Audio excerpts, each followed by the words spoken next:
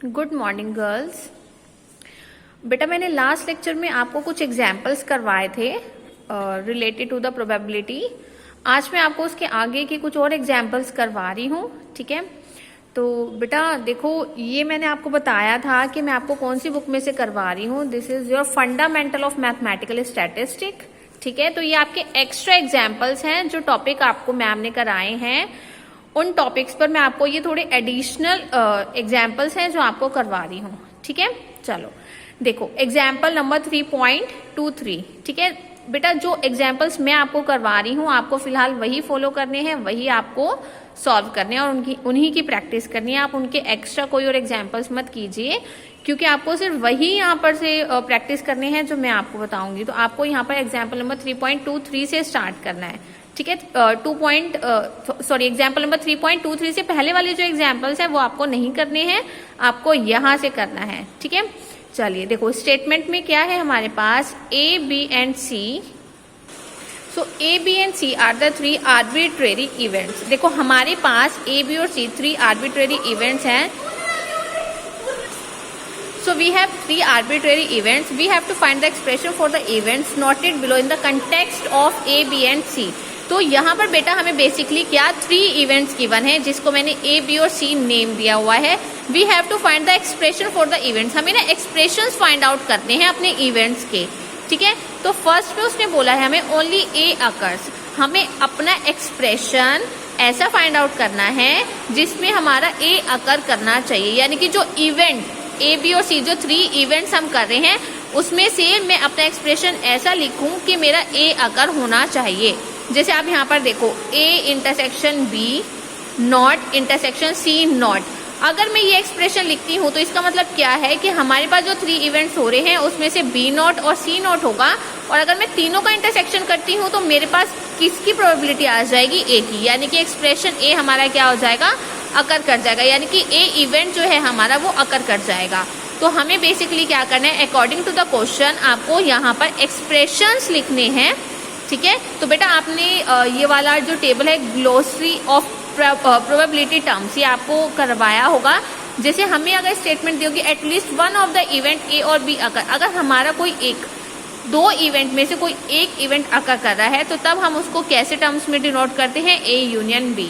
अगर both the events occur होती हैं तो हम इंटरसेक्शन लिखते हैं, neither A nor B, then A not intersection B not. So you have to follow these, ठीक है, you have to follow these meaning for writing the expressions, ठीक है।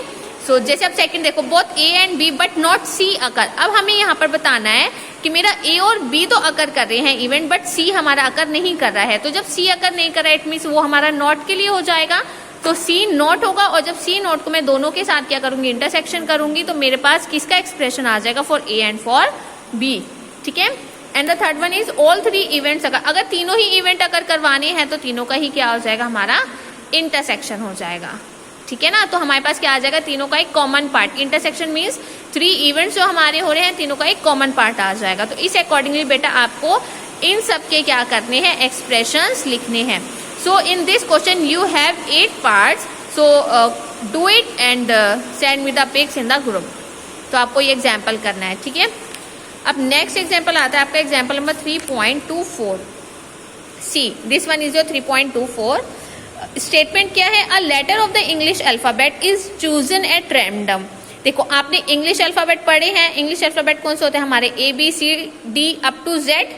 तो वो हमें बोल रहे हैं कि जो मेरे पास इंग्लिश अल्फाबेट है उसमें से मैंने रैंडमली एक चूज किया। So we have to calculate the probability that the letters of chosen. हमें प्रोबेबिलिटी किसकी फाइंड आउट करनी है कि अगर मैं अपने इंग्लिश अल्फाबेट में से जो भी रैंडमली कोई लेटर चूज कर रही हूँ वो वोवल होना चाहिए। सेकंड में हमें क्या करना है, precedes M and is a vowel. Third में follow M and is a vowel.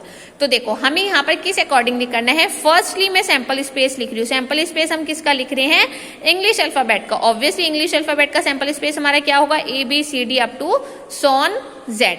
तो टोटल हमारे पास इंग्लिश अल्फाबेट कितने होते हैं 26, तो NS हमारे पास कितना है 26। Firstly you have to calculate the probability that the letter we have to choose, जो लेटर मैं उसमें से चूज कर रही हूँ, रैंडमली मैं जो चूज कर रही हूँ वो हमारा वोवल होना चाहिए। तो बेटा एक बात बताओ, जैसे हमारे पास इंग्लिश अल्फाबेट है, अगर उसमें से मैं कोई रैंडमली चूज करी हूँ, कोई रैंडमली अल्फाबेट अगर मैं चूज करी हूँ, तो उसमें से अगर वो वोवल आता है तो उसकी प्रोबेबिलिटी हम कैसे फाइंड आउट करेंगे? सबसे पहले मैंने यहाँ पर एक इवेंट ले लिया, इवन से मैंने डिनोट किया है। So even with the event that the letter chosen is a vowel, कि अगर मैं कोई लेटर चूज कर रही हूँ, अगर वो वोवल आता है तो वो मैंने डिनोट किया है इवन से। तो वोवल्स हमारे कितने होते हैं 5, AEIOU। तो हमारे पास N इवन कितना है 5। तो अगर मैं प्रोबेबिलिटी निकालती फॉर इवन कि अगर मैं लेटर चूज कर रही हूँ वोवल, तो बेसिकली हमारा उसका फॉर्मूला क्या होगा N even divided by the NS, यानी कि वोवल्स के outcomes divided by the total outcomes. तो हम 26 अल्फाबेट में से हमें सिर्फ वोवल चाहिए, तो उसके लिए प्रोबेबिलिटी क्या होगी 5/26। क्लियर? चलो now the next one is second part. Second में हमने क्या किया, मैंने E2 से डिनोट किया है। E2 से हमने किस चीज को डिनोट किया है? एक ऐसा event that the letters precedes M and is a vowel then. अब आप एक बात बताओ कि प्रीसीड्स का मीनिंग क्या था? What is the meaning of precedes? Precedes means कि अगर हमारे पास जो M अल्फाबेट है, M अल्फाबेट के आगे, M अल्फाबेट के बाद जितने भी हमारे पास इंग्लिश अल्फाबेट है, अगर उसमें कोई वोवल्स हैं तो हम उसको इंक्लूड नहीं करेंगे। क्लियर है? तो देखो वोवल्स हमारे पास कौन से होते हैं AEIOU, लेकिन O और U अल्फाबेट हमारा M के बाद आता है ना, है ना? तो देखो हमारे पास जो वोवल्स हैं AEIOU, तो O और U अल्फाबेट हमारे M अल्फाबेट के बाद आते हैं। सो प्रीसीड मीन्स कि M अल्फाबेट के बाद अगर कोई भी वोवल आएगा तो हम उसको कंसिडर नहीं करेंगे। उनको कंसिडर ना करके हमें उसकी क्या निकालनी है? प्रोबेबिलिटी निकालनी है। ठीक है, चलो थर्ड पार्ट में वो हमें कह रहा है follows M and is a vowel.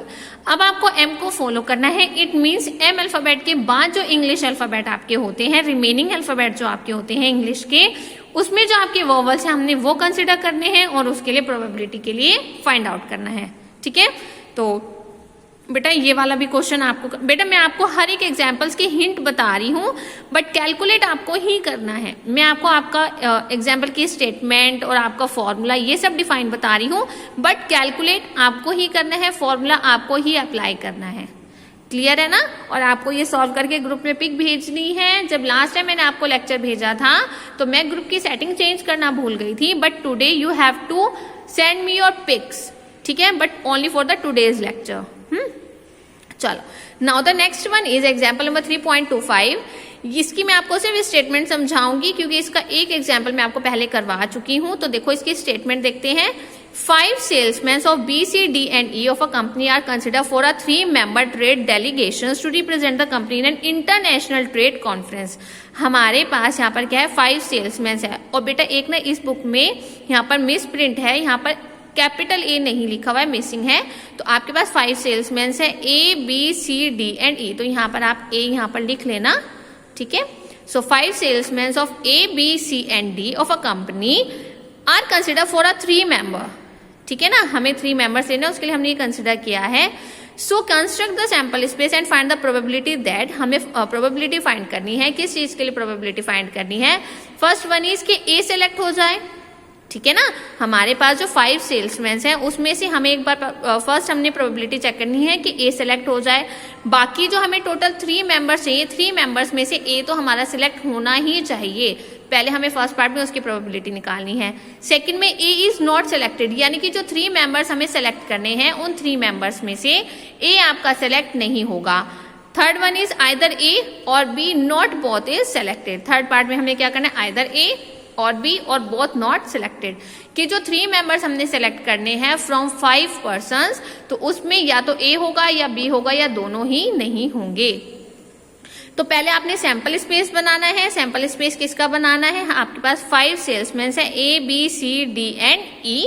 उनका आप सैंपल स्पेस बनाओगे। सैंपल स्पेस बना के आपको 1 by 1 ये चेक करना है कि अगर A सेलेक्ट होता है उसकी प्रोबेबिलिटी क्या होगी सैंपल स्पेस में से चेक कर लोगे ना कि अगर हमने ए सेलेक्ट करना है तो देखो ए यहाँ पर भी सिलेक्टेड है, यहाँ पर भी सिलेक्टेड है, यहाँ पर भी सिलेक्टेड है, यहाँ पर भी सिलेक्टेड है। तो ओवरऑल सैंपल स्पेस में से जहां जहां पर हमारा ए सिलेक्टेड है वो वाली हमारी किस में आ जाएगी, फर्स्ट पार्ट में, क्योंकि हमें तो ये चेक करना है कि उन 5 में से अगर ए के सिलेक्ट होने की जो प्रोबेबिलिटी है उसके चांसेस कितने हैं।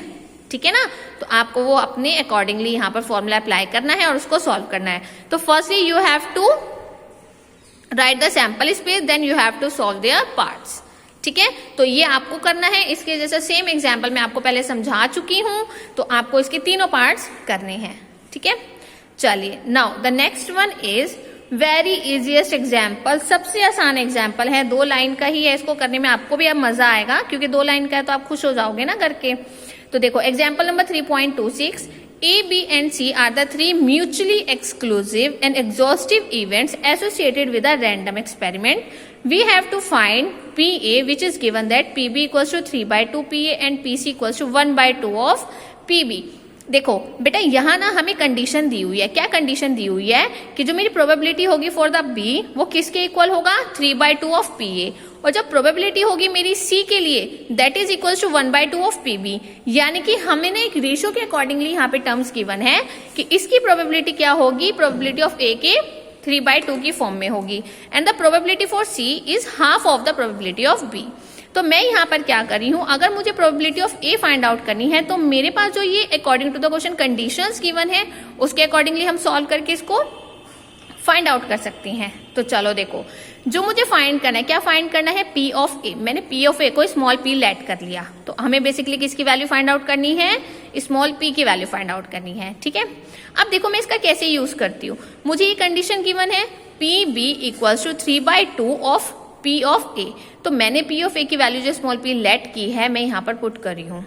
ठीक है, मैंने पुट किया, then also put in P of C।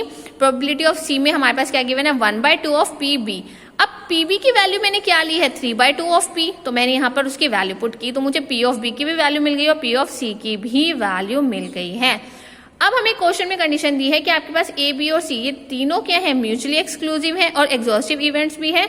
तो हमारे पास इसकी कंडीशंस और इसकी आइडेंटिटी क्या होती है, probability of A plus probability of B plus probability of C is equals to 1। आपको P ऑफ A भी पता है, P ऑफ B भी पता है, P ऑफ C भी पता है, आपने सबकी वैल्यूज पुट करनी है और जस्ट आपको यहाँ पर एलसीएम लेना है और एलसीएम लेके आपको P की वैल्यू फाइंड आउट करनी है। ठीक है, तो ये आपको किसकी वैल्यू मिल जाएगी, प्रोबेबिलिटी ऑफ A। ठीक है, तो ये बेटा आपको जस्ट सिंपली यहाँ पे एलसीएम लेना है, इसलिए मैं ये आपको नहीं बताऊंगी, ये आपको सॉल्व करना है और मुझसे डाउट लेना है अगर किसी से नहीं होगा तो। ठीक है, now the next one is example number 3.27। देखो बेटा स्टेटमेंट क्या है हमारे पास, if P1 equals to P of A, P2 equals to P of B, P3 equals to P of A intersection B, P1, P2, P3 all are positive values. So express the following terms in P1, P2, P3. देखो हमारे पास जो ये following terms यहाँ पर given है, आपको क्या करना है, इस expressions के accordingly आपको इसको convert करना है in the expressions of P1, P2 and P3 form. ठीक है ना, तो हमें इनको बेसिकली कन्वर्ट करना है और कन्वर्ट करना है in the form of P1, P2 and P3। देखो इसको कैसे करेंगे हम, चलो फर्स्ट पार्ट करते हैं। ठीक है, फर्स्ट पार्ट में आपको क्या गिवन है बेटा, probability of A union B not. ठीक है, नॉट यानी कि फेलियर की आपको कंडीशन गिवन है और फेलियर के लिए हम फॉर्मूला क्या लगाते हैं, 1 माइनस प्रोबेबिलिटी ऑफ जिसकी भी हम फाइंड आउट करें। तो हम यहाँ पर A यूनियन B के लिए कर रहे हैं, तो हमारे पास क्या एक्सप्रेशन आ जाएगा, 1 minus probability of A union B। तो मैंने यहाँ पर नॉट वाली कंडीशन लगाई है, that is 1 minus probability of A union B। अब probability of A union B के लिए भी हमने फॉर्मूला डिराइव किया हुआ है, हमने पढ़ा हुआ है कि probability of A union B के लिए हम कैसे फाइंड आउट करते हैं, probability of A plus probability of B minus probability of A intersection B। तो बेटा देखो यहाँ हमने क्या किया, जो मुझे एक्सप्रेशन गिवन था ना उसमें हमने 1 बाय 1 अपनी आइडेंटिटीज यूज की हैं और आइडेंटिटीज यूज करने के बाद लास्ट में जो मेरे पास एक्सप्रेशन आया है उसमें हमने यहाँ पर इसको कन्वर्ट किया है in the form of P1, P2 and P3। आपको स्टेटमेंट में गिवन था प्रोबेबिलिटी ऑफ A किसके इक्वल था, small p1, probability of B किसके इक्वल था, P2 and the probability of A intersection B किसके इक्वल था, P3 के। तो हमने यहाँ पर आइडेंटिटी यूज की और आइडेंटिटी यूज करने के बाद बाद we have to convert it into the form of small p1, p2 and p3। तो बेसिकली यहाँ हमें आइडेंटिटी यूज करनी है, आइडेंटिटी यूज करके इसको रिड्यूस करके हमने लास्ट में यहाँ पर इसको कन्वर्ट करना है in the form of p1, p2, p3। अब देखो सेकेंड पार्ट में हमें क्या दिया हुआ है, probability of a not union b not. ठीक है, ये वाली कंडीशन हमारी किसकी इक्वल होती है, probability of A intersection B not के। और जब हमारे पास फेलियर वाली कंडीशन आ जाती है तो that is equals to 1 minus of probability, और यहाँ प्रोबेबिलिटी किसकी कर रहे हैं, ए इंटरसेक्शन बी की, तो यहाँ पर क्या आ जाएगा 1 minus probability of A intersection B. ये हमारा किसके इक्वल था, इस स्टेटमेंट में p3 के इक्वल था, तो यहाँ पर क्या आ जाएगा p3। ठीक है, तो आपको इस अकॉर्डिंगली इन एक्सप्रेशंस को कन्वर्ट करना है और कन्वर्ट करके आपको सॉल्व करना है। बेटा इसके बाद एग्जाम्पल है, एग्जाम्पल नंबर 3.28। ये मैं आपको नहीं समझाऊंगी, इसकी स्टेटमेंट भी नहीं समझाऊंगी, बेटा ये आपको खुद करना है। This one is your homework. ठीक है, क्योंकि ये बिल्कुल सेम है जैसे अभी हमने एग्जाम्पल नंबर 3.24 किया है, उसमें जो आपने दो पार्ट किए हैं वही दोनों सेम है, और जो मैंने पहले लेक्चर भेजा था उसमें जो मैंने आपको एग्जाम्पल्स करवाए थे उसी की ही सेम स्टेटमेंट आपकी इसमें यूज हो रही है। तो ये आपका होमवर्क है, ये आज आपको करना है। ठीक है, इसके बाद एग्जाम्पल नंबर 3.29। बेटा ये आपको नहीं करना है, this one is not including in your syllabus, तो ये आप इसको स्किप कर सकते हैं, आप इसको नहीं करेंगे। ठीक है, अब नेक्स्ट आता है हमारे पास एग्जाम्पल नंबर 3.30। देखो, if 2 dice are thrown what is the probability that the sum is, first part में हमें चेक करना है greater than 8 and the second one is neither 7 nor 11। देखो आपके पास एक डाइस है, आपने उसको थ्रो किया, 2 डाइस है, पहले फर्स्ट वन किया फिर सेकंड वन किया। अब हमें क्या करना है, सबसे पहले उनकी सैंपल स्पेस लिखनी है। ठीक है ना, आप सबसे पहले क्या करोगे, आप सबसे पहले सैंपल स्पेस लिखोगे, या तो आप इसको एक साथ लिखोगे या फिर 1 बाय 1 हम कर सकते हैं। तो अगर मेरे पास 2 डाइस आर थ्रोन है तो हम क्या करेंगे, 1 डाइस के लिए 6, सेकेंड डाइस के लिए 6, तो 6 इंटू 6 कितना हो जाएगा हमारे पास 36। तो टोटल मेरे पास सैंपल स्पेस कितने हो जाएंगे 36। हमें इसकी प्रोबेबिलिटी निकालनी है that the sum is greater than 8। अगर हमारे पास दोनों के ही जो हमारी 2 डाइस हम यहाँ पे थ्रो कर रहे हैं उसका जो हमारे पास आउटकम आएगा, उनका जो सम होगा अगर वो 8 से ग्रेटर देन होगा, वो वाली कंडीशंस हमने फर्स्ट पार्ट में चेक करनी है, और सेकंड पार्ट में हमें चेक करनी है नाइदर 7 नॉर 11। ना ही हमें 7 वाली कंडीशन लेनी है, ना ही हमें 11 वाली कंडीशन को कंसिडर करना है।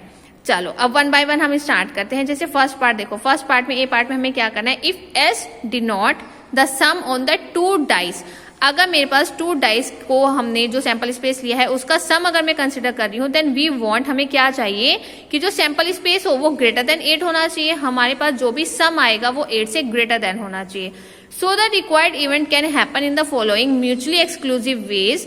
तो अब आप एक बात बताओ, अगर हमारे पास 2 डाइस है, एक में 6 आ जाएगा, सेकंड वाले में भी 6 आ जाएगा, तो हमारे पास मैक्सिमम सम कितना हो सकता है, 12 हो सकता है। इट मीन्स अगर मैं सम ऑफ मोर देन 8 की बात कर रही हूँ तो मोर देन 8 कितना होगा, या तो 9 आ सकता है, या 10 आ सकता है, या 11, या फिर 12। इसके अलावा हमारे पास और कोई कंडीशंस ही नहीं है, क्योंकि अगर मैं डाइस की बात करती हूँ तो डाइस में हमारे पास मैक्सिमम नंबर क्या होता है 6, तो 6 + 6 कितना होगा 12। तो अगर मैं सम की बात करती हूँ डाइस के लिए तो हमारे पास मैक्सिमम नंबर आता है 12। ठीक है ना, तो ग्रेटर देन 8 के लिए हमारे पास सिर्फ 4 कंडीशन हो सकती हैं कि आइदर आपके पास 9 हो सकता है, 10 हो सकता है, 11 हो सकता है और 12 हो सकता है। तो हमें इन चारों के लिए करना है। चारों के लिए अगर मैं यहाँ पे प्रोबेबिलिटी यूज करती हूँ तो मैं addition theorem of probability use कर रही हूँ कि फर्स्ट कंडीशन हमें ग्रेटर देन 8 के लिए देखना है, so we can add 9, 10, 11 and the 12। तो आप 1 बाय 1 क्या करोगे, पहले 9 के लिए कंडीशन चेक करोगे, then 10, then 11, then 12। Sample spaces आपको पता ही है 2 डाइस के लिए, आप पहले 9 का देख लेना, जिसे 3 + 6 कितना होता है 9। तो इनका सम हमारे पास कितना आ रहा है 9, तो जो हमारे पास सम आ रहे हैं 9 के लिए वो आप यहाँ पे कंसिडर करोगे, उसकी प्रोबेबिलिटी लोगे। 4 जो हमारे पास ये सारी टर्म्स हैं इनकी प्रोबेबिलिटी हम सेपरेटली फाइंड आउट करके अपने फॉर्मूला में पुट करेंगे, तो हमारे पास किसकी प्रोबेबिलिटी आ जाएगी ग्रेटर देन 8 के लिए। ठीक है, same for the second part, neither 7 nor 11। एक बार आप 7 के लिए कंसिडर करेंगे, देन 11 के लिए हमें यहाँ पर इनको नेग्लेक्ट करना है, हमें इनको कंसिडर नहीं करना है। कंसिडर नहीं करना है तो मैं यहाँ पर कौन सा फॉर्मूला लगाऊंगी, फॉर द फेलियर। ठीक है, वो लगाएंगे, कैलकुलेट करेंगे, तो आपके पास क्या आ जाएगा, प्रोबेबिलिटी फॉर नाइदर 7 नॉर 11। ठीक है, चलो अब बेटा यहाँ पर आपके पास एग्जाम्पल नंबर 3-1 है, 3-1 में और आपके पास जो एग्जाम्पल था ये 3-0, दोनों में बस एक डिफरेंस है। यहाँ हमारे पास जो 2 डाइस हम थ्रो कर रहे थे, यहाँ पर हमने कंडीशन निकाली थी ग्रेटर देन 8 के लिए, यहाँ हम निकाल रहे हैं इवन नंबर्स के लिए, even number on the first die और अ टोटल ऑफ 8। या तो इवन नंबर फर्स्ट डाई में होना चाहिए या फिर आपके पास टोटल क्या होना चाहिए, 8 होना चाहिए। तो देखो सैंपल स्पेस मैंने क्या बताया था, आपके पास अगर 2 डाइस है तो फर्स्ट डाई में 1 बाय द 1 2 3 4 5 6, सेकेंड डाइस में भी 1 2 3 4 5 6, तो टोटल हमारे पास कितना हो जाएंगे 36 हो जाएंगे। तो फिर हमें यहाँ पे सबसे पहले इवेंट्स चेक करने हैं कि फर्स्ट वो हमें कह रहा है कि अगर मेरे पास फर्स्ट डाइस में इवन नंबर आता है उसकी प्रोबेबिलिटी क्या होगी। बी के लिए वो हमें कह रहा है कि the sum of the points obtain in the 2 dice is total number is 8। अगर हमारे पास सम 8 आता है तब, तो हमने दोनों इवेंट्स को एक नेम दिया है, एक को मैंने ए बोला, एक को मैंने बी बोला है, ठीक है ना। तो इसमें भी आप सेम वही फॉर्मूला अप्लाई करेंगे और उसी के अकॉर्डिंगली आपने इसका टोटल चेक करना है, ठीक है। तो बेटा ये एग्जाम्पल भी आपको करना है, ट्राई इट। कोई आपको डाउट आता है तो आपने मुझसे पूछना है, ठीक है। तो अभी मैंने फिलहाल आपको इस लेक्चर में कितने एग्जाम्पल्स करवाए हैं, एग्जाम्पल अप टू 3.31, ठीक है। तो अभी फिलहाल इतना ही करते हैं, आप ये एग्जाम्पल्स ट्राई करना। किसी को अगर कोई भी डाउट होगा तो बेटा कल मैंने आपकी क्लास लेनी है, डाउट क्लास, कल आप मुझसे पूछ सकते हो कोई भी डाउट अब तक टिल इन सारे एग्जाम्पल्स में आपको होता है तो, ठीक है। Okay, thank you.